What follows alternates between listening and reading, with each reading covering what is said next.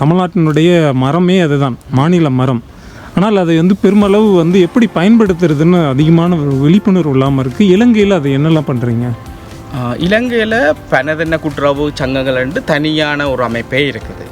வரலாற்று ரீதியாக அது ஒடுக்கப்பட்ட மக்களின் ஒரு அமைப்பாக இருந்துச்சு, பின்தங்கப்பட்டிருக்கணும். ஆனால் அவர்களை பயன்படுத்தி என்ன சுரண்டி கொண்டு போகிற நிலைமையில் தான் இருந்தது.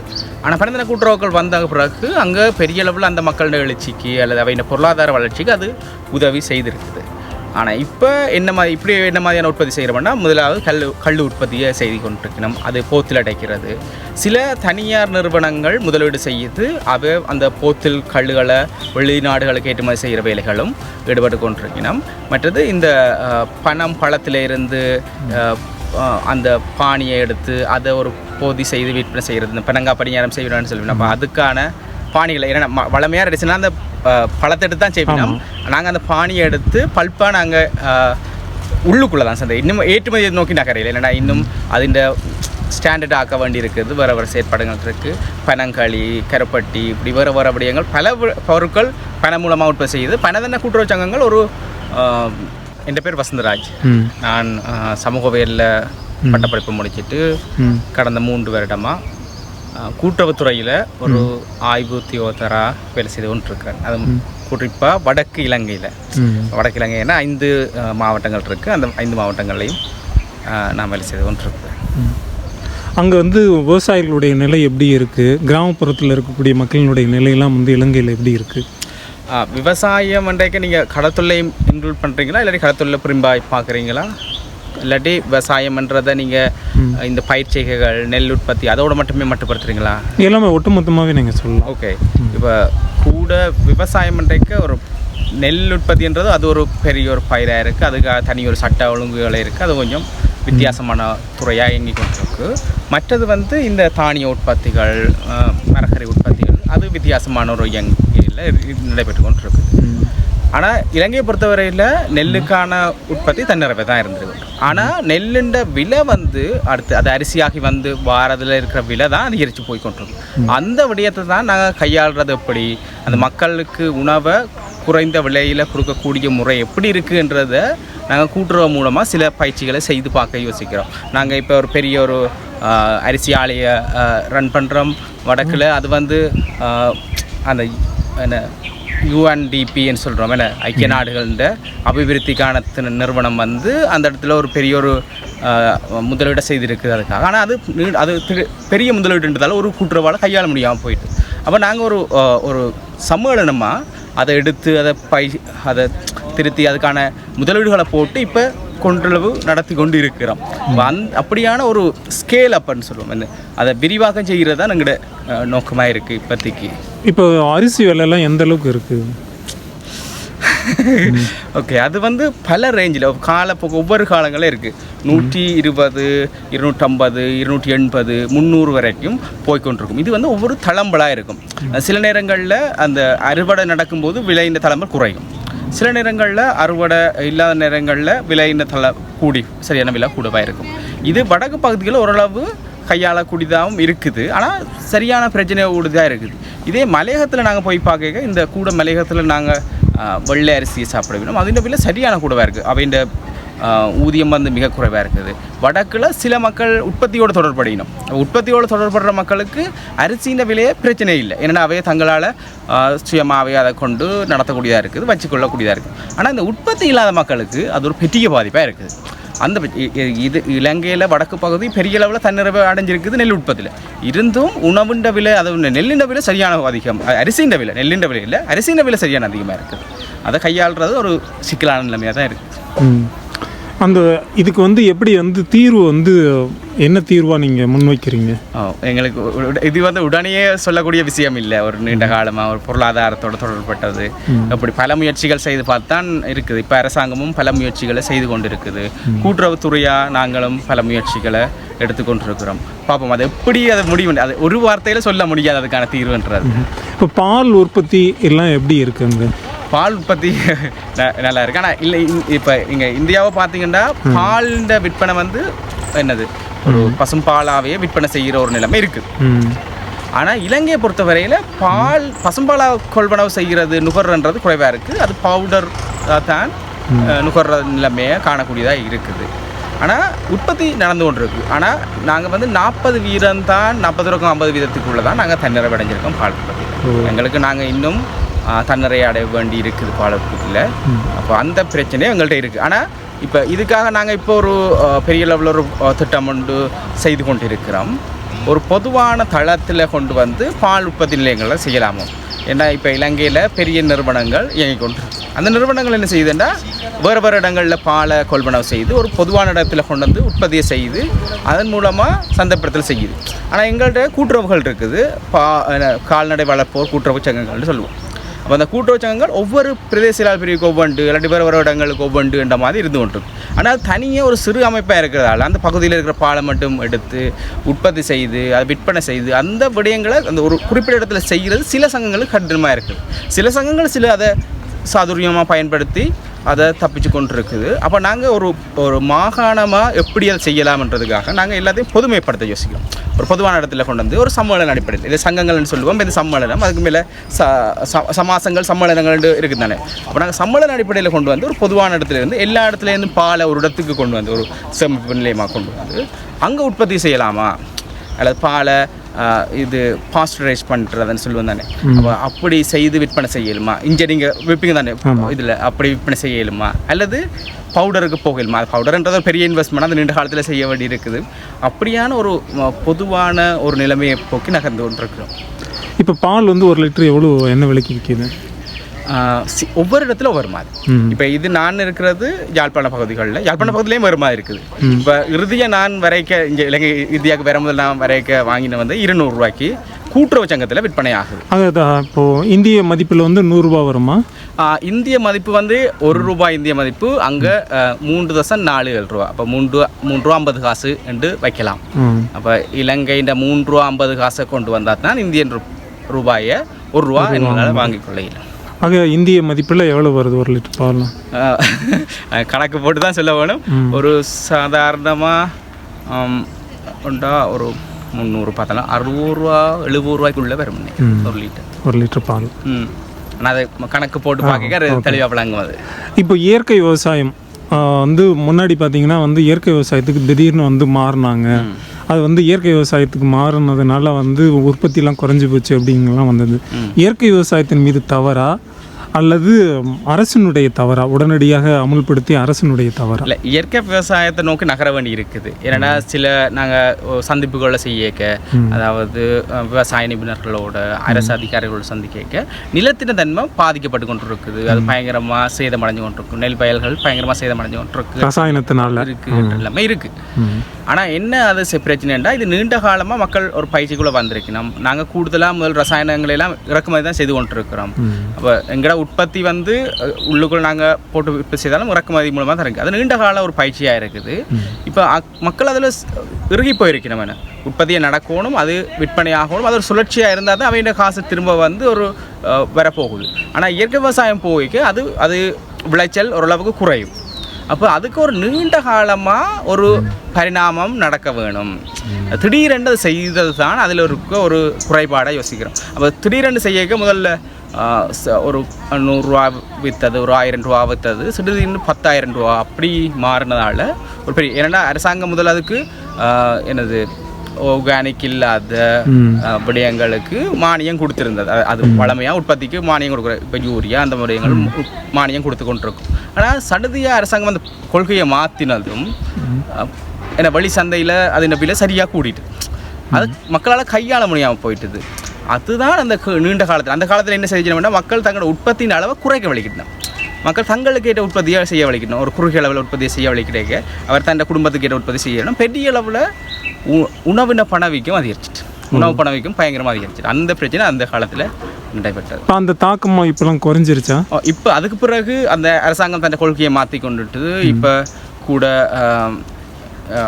என்னது ஆர்கானிக் இல்லாத விடயங்களுக்கு கெமிக்கல் ஃபர்டிலைசர்ஸுக்கு போயிருக்கணும். ஆனாலும் நீண்ட கால அடிப்படையில் வந்து இயற்கை விவசாயத்துக்கு மாறுவது தான் வந்து விவசாயிகளுக்கு ஏற்றதாக இருக்கு. ஆனால் அது நீண்ட காலத்தில் செய்யும். இப்போ எங்கட வங்கி கூட, வங்கி என்று நான் சொல்கிறது அது ஒரு சம்மேளனம், வடக்கில் இருக்கிற 1200க்கும் மேற்பட்ட இயங்கு நிலையில் இருக்கிற கூட்டுறவு சங்கங்கள்னு சம்மேளனமாக நாங்கள் செயற்படுறோம். அப்போ அந்த அப்போ எங்கள்கிட்ட 2 இயற்கை உரங்கள் தயாரிக்கிற நிலையங்கள் இருக்குது. நாங்கள் தொழில்நுட்ப பீடத்தில் இருந்து மாணவர்கள் எடுக்கிறோம். அப்போ அவை அவைண்ட கல்வியை கொண்டு வந்து இங்கே பயிற்சித்து அந்த ஒரு இயற்கை உரங்களை தயாரிக்கிற வேலைகளை செய்து கொண்டிருக்கணும். ஆனால் அதுக்கான சந்தை இப்போ குறைவாக இருக்குது. அது நீண்ட காலத்தில் தான் அந்த சந்தை அதிகரிக்கும். அதுக்குரிய பெறுமதிகளை அல்லது சான்றிதழ்களை பெற்றுக்கொள்ள வேண்டிய சில இடங்களில் சான்றிதழ்கள் பெற்றிருக்கிறோம். சில சான்றிதழ்களை பெற்று அடுத்த கட்டங்களுக்கு நகர வேண்டி இருக்குது. அது கொஞ்சம் நீண்ட கால ஒரு முயற்சியாக இருக்கும். தமிழர்களுடைய நிலை எப்படி இருக்குது இலங்கையில்? இப்போ பொருளாதார நிலைமை ஒரு பெரிய ஒரு பிரச்சனையாக தானே இருக்குது. இப்போ பொருளாதார பிரச்சனை ஒரு நீண்ட பிரச்சனையாக இருக்குது. பணவீக்கங்கள் கொஞ்சம் கொஞ்சமாக 2022 இருந்து கொஞ்சம் கொஞ்சமாக மீண்டு வந்து கொண்டிருக்கு. இது தமிழர்கள் இன்றைக்கு 3 வித்தியாசமான பகுதிகள் இருக்கு. ஒன்று கிழக்கு மாகாணம், வடக்கு, மத்திய மாகாணம் என்று இலங்கை ஃபுல்லாகவும் தமிழர்கள் பரவி இருக்கணும். இது பொதுவான இல்லை, தமிழர்கள் மட்டுமல்ல, இல்லை பொதுவான பிரச்சனையாகவே இலங்கைக்கான பிரச்சனையாகவே இருக்குது. இப்போ முன்னாடி புலிகள் இருந்த பொழுது இருந்த இலங்கையினுடைய தமிழர்கள் வாழ்க்கையும் இப்போது இருக்கக்கூடிய இளைஞர்களுடைய தமிழருடைய வாழ்க்கையும் எப்படி இருக்குது? அது ஒரு போர்ச்சூழலோட தொடர்பட்ட விடயம். அப்போ நான் ஒரு 9ஆம் ஆண்டு படிக்கிற ஒரு மாணவனாக தான் இருந்தது, ஒரு சிறுமாயம். அப்போ நாங்களும் அந்த போர்ச்சூழலில் இருந்து தானே வந்தாங்க. அது ஒரு வித்தியாசமான ஒரு கலை நிலைமை. அது ஒரு இன முரண்பாடுகளோட, ஆயுத முரண்பாடோட தொடர்பட்ட விடயமாக இருந்தது. இப்போ முழுமையாக அது மாற்றம் அடைஞ்சிட்டு 2009க்கு பிறகு ஆயுத முரண்பாடுகள்ன்றது முழுமையாக இல்லாமல் முழுமையாக இங்கே அடுத்த லெவலுக்கு வந்துட்டுது. உங்களுடைய கூட்டுறவு அமைப்பினுடைய இலக்கா நீங்கள் என்ன வச்சுருக்கீங்க? இல்லை, நீண்ட காலத்தில் கூட்டுறவு அபிவிருத்தி ஊடாக ஒரு மாகாண மட்ட அபிவிருத்தியை செய்கிறது. இதை இதை நான் தனிப்பட்ட அந்த இதாக சொல்லாமல் கொஞ்சம் விரிவாக நான் விளங்கப்படுத்துகிறேன். இப்போ இது நாங்கள் ஒரு பயிற்சியை செய்கிறோம். இப்போ வடக்கில் இலங்கையிலேயே இந்த கூட்டுறவுக்கான ஒரு அபிவிருத்தி வங்கி இலங்கையிலேயே இது ஒன்று தான் இருக்குது. அப்போ இந்த மாடல் இப்போ ஓரளவுக்கு அரசாங்கத்தினால் அங்கீகரிக்கப்படுது. அப்போ இப்படியான ஒரு மாதிரியை வேறு மாகாணங்களையும் கொண்டு போக இயலுமா? அப்போ இப்போ நாங்கள் செய்ய யோசிக்கிறது இதுதான்.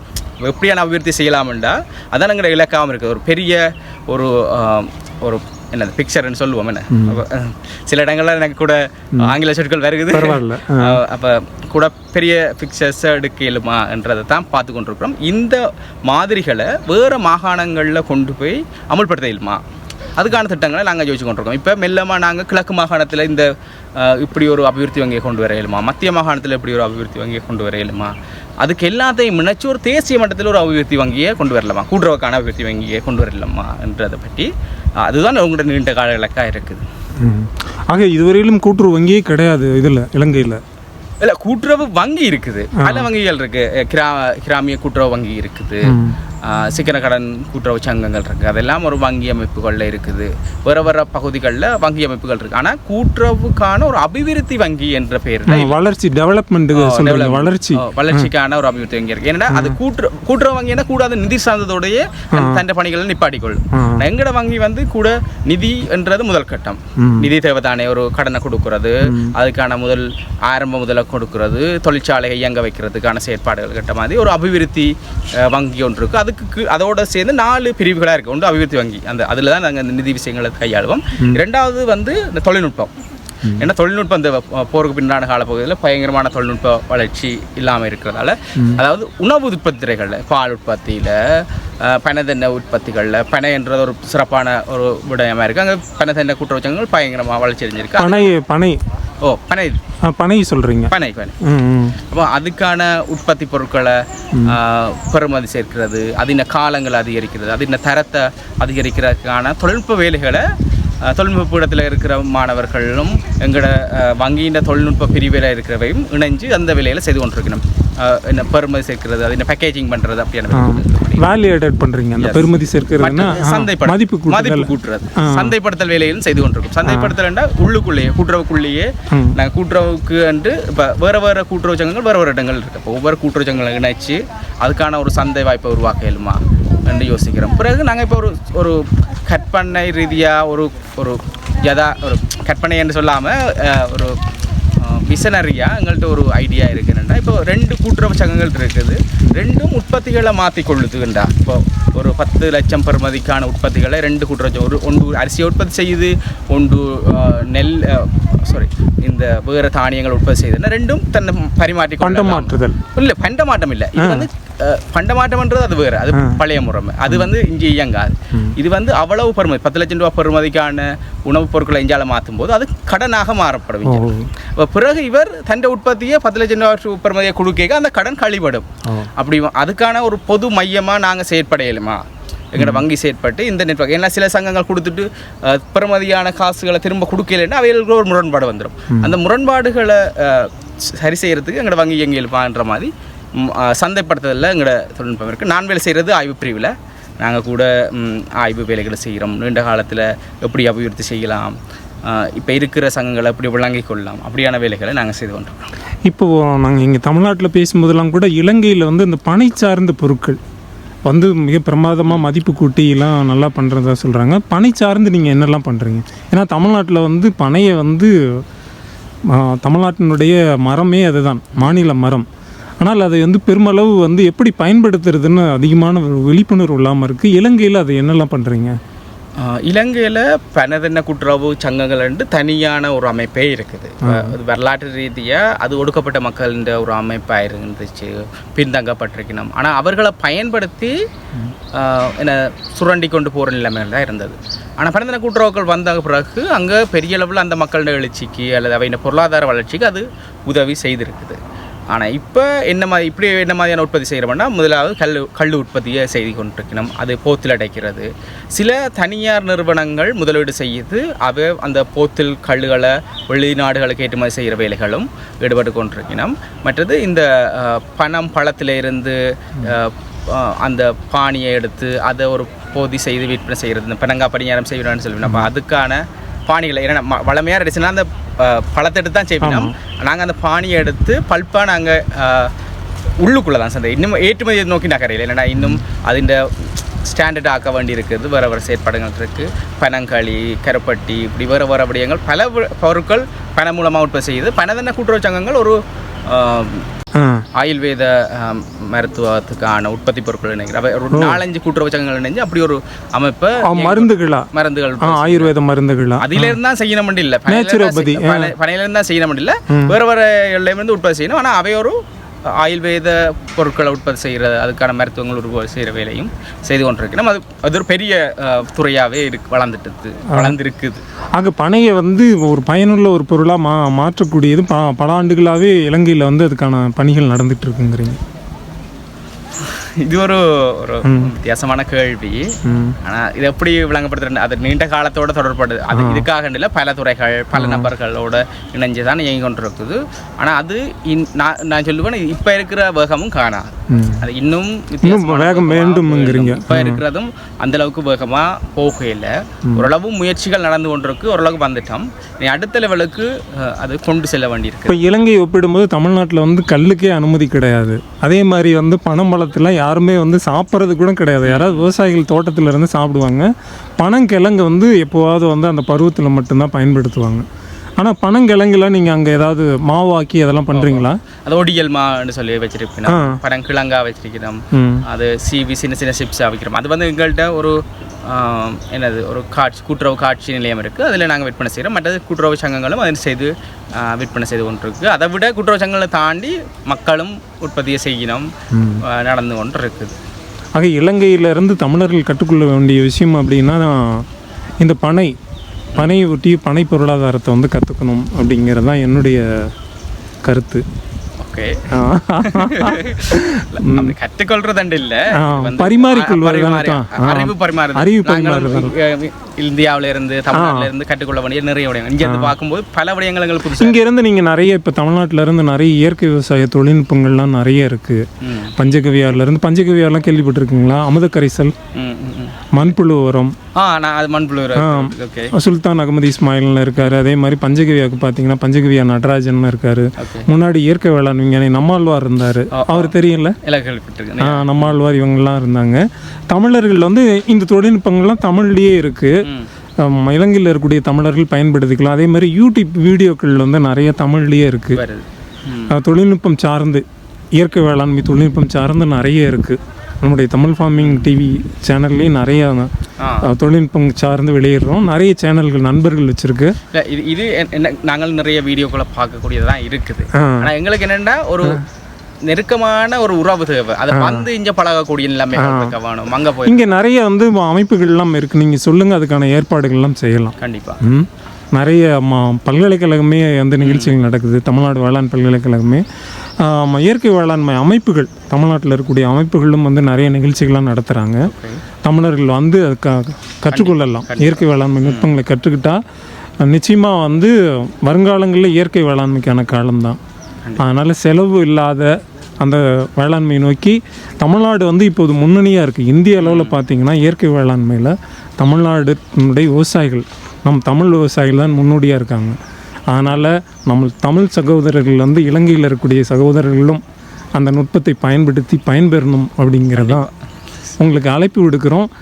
இலங்கையில் இருக்கக்கூடிய தமிழர்கள், தமிழ் விவசாயிகள் கூட்டுறவு அமைப்பை சார்ந்தவர்கள்லாம் தமிழ்நாட்டுக்கு வந்து கற்றுக்கணும். கண்டிப்பாக பருவமழை ஒத்தபடி